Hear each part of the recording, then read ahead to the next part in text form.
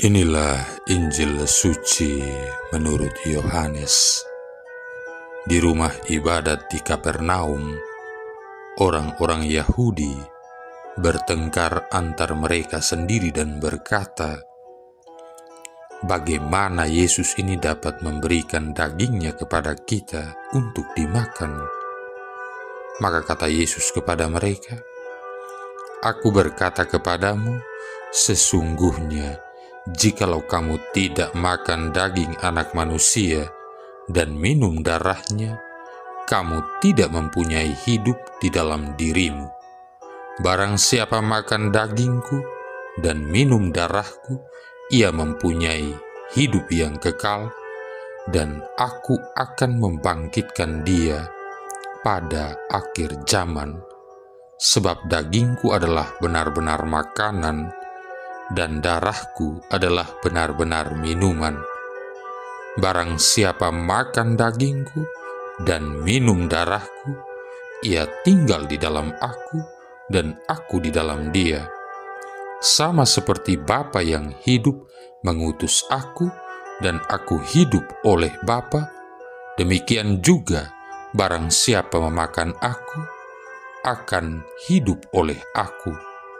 Akulah roti yang telah turun dari surga, bukan roti seperti yang dimakan nenek moyangmu dan mereka telah mati. Barang siapa makan roti ini, ia akan hidup selama-lamanya." Semuanya itu dikatakan Yesus di Kapernaum ketika ia mengajar di rumah ibadat. Demikianlah sabda Tuhan. Saudara-saudari yang terkasih, Martha Robin yang hidup dari tahun 1902 sampai tahun 1981 adalah seorang Katolik yang sangat taat dan beriman. Ia lahir tanggal 13 Maret tahun 1902 di Cateauneuf, Perancis, di desa kecil Drôme di lembah Rhône-Velay. Pada usia 16 tahun, pada tahun 1918, ia jatuh sakit yang membuatnya koma selama 20 bulan.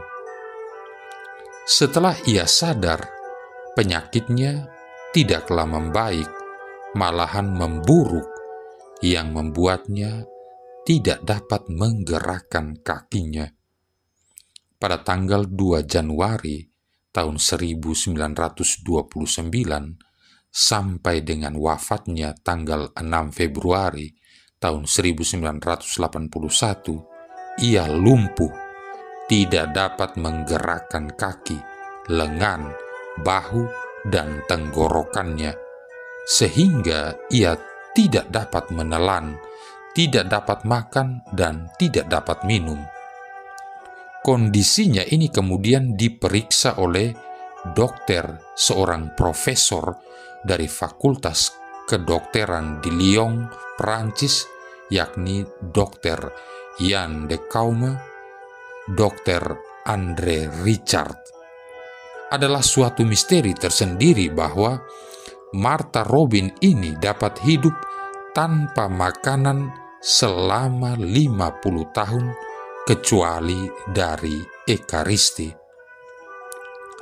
Suatu hari seorang filsuf ateis dan dokter bernama Paul Louis Cocoon mengunjunginya dan memeriksanya. Gereja Katolik tidak menghalanginya, dan Dr. Cocoon mendapat izin dari uskup setempat untuk menyelidiki keadaan Martha Robin. Dr. Cocoon mengkonfirmasi bahwa Martha mengalami lumpuh, paralisis total, sehingga ia bahkan tidak dapat menelan air walaupun hanya setetes saja. Yang ajaib adalah apa yang ditulis oleh Cocoon pada saat Martha menerima komuni kudus. Dia tidak dapat menelan hosti tersebut sebab otot tenggorokannya tidak dapat bergerak. Namun hosti itu lewat secara misterius melalui bibirnya yang tertutup dan menuju saluran tenggorokannya.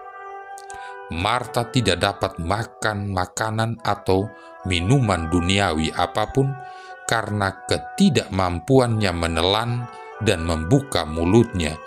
Namun ia tidak dapat hidup tanpa Ekaristi. Maka bagi Marta, menerima Ekaristi adalah sesuatu yang terpenting. Ia menerima komuni sekali seminggu pada hari Selasa dan pada hari Rabu pada menjelang wafatnya yang didahului dengan sakramen pengakuan dosa. Setelah itu, ia mengucapkan doa penyerahan dirinya kepada Tuhan Yesus yang dikarangnya sendiri pada tahun 1925. Setelah menerima komuni, ia mengucapkan syukur dan sukacita dalam keheningan dan tenggelam dalam keadaan ekstasi, dan wajahnya bersinar dengan keindahan yang tak terukur. Mereka dalam komunitas sains mengungkapkan keheranan mereka bahwa sejak masa kelumpuhan totalnya tahun 1929 sampai wafatnya tahun 1981, selama lebih dari 50 tahun, Marta tidak makan dan tidak minum dan tidak tidur juga. Namun, organ dalam tubuhnya masih dapat berfungsi. Ekaristi merupakan satu-satunya makanan yang menguatkan bagi Marta. Dengan mujizat ini, Yesus ingin menunjukkan kekuatan Ekaristi yang luar biasa jika diterima dengan iman yang dalam dan teguh. Keadaan yang dialami oleh Marta ini menggenapi apa yang dikatakan oleh Yesus dalam Injil Yohanes. Aku berkata kepadamu, sesungguhnya jikalau kamu tidak makan daging anak manusia dan minum darahnya, kamu tidak mempunyai hidup di dalam dirimu. Barang siapa makan dagingku dan minum darahku, ia mempunyai hidup yang kekal, dan aku akan membangkitkan dia pada akhir zaman. Yohanes bab 6 ayat 53-54. Saudara-saudari yang terkasih, semoga kita yang sudah percaya akan kehadiran Yesus dalam Ekaristi dibimbing oleh Roh Kudus sehingga kita dapat semakin menghayatinya. Semoga setiap kali kita menyambut Ekaristi, kita dapat juga menyebutkan doa ini yang diucapkan oleh Martha Robin. Tuhan ada di dalamku, betapa dalamnya misteri ini. Oh Yesus, semoga suatu saat nanti kasih-Mu menyalakan aku, bukan karena hasil usahaku, tetapi karena rahmat-Mu. Tuhan, jika Engkau memberikan damai sejahtera dan kebahagiaan semacam ini di dunia, bagaimanakah indahnya nanti kebahagiaan di surga? Marilah berdoa. Allah Bapa Maha Kuasa dan Kekal, kami telah menerima rahmat kebangkitan Kristus. Semoga kami mampu bangkit untuk menjalani hidup baru berkat cinta kasih Roh Kudus. Dengan pengantaran Yesus Kristus Putra-Mu Tuhan kami, yang bersama dengan Dikau dalam persatuan Roh Kudus hidup dan berkuasa, satu Allah sepanjang segala masa. Tuhan memberkati kita sekalian, Bapa, Putra, dan Roh Kudus.